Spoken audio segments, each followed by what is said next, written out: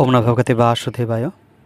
শ্রী শ্রী পক্ষবর্ধনী মহাদ্বাদশী কথা বলছে শাস্ত্রে যে অমাবস্যা কিংবা পূর্ণিমা সম্পূর্ণ হয়ে যদি প্রতিপদে কিছুমাত্র থাকলে তার পূর্বের দ্বাদশী তিথির নাম পক্ষবর্ধনী হয়। এই অবস্থায় একাদশীর দিন উপবাস না করে দ্বাদশীতেই উপবাস করতে হয়। অনন্ত কুলস্য বিনাশকারী এই দ্বাদশী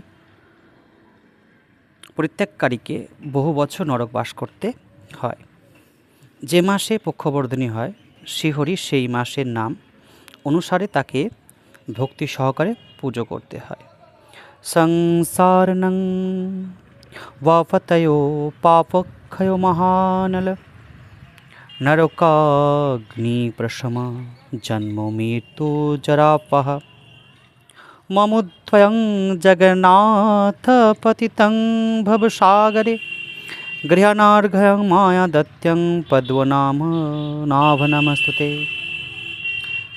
জপে 1000 বছর 1000 বার জপের ফল অর্জিত হয়।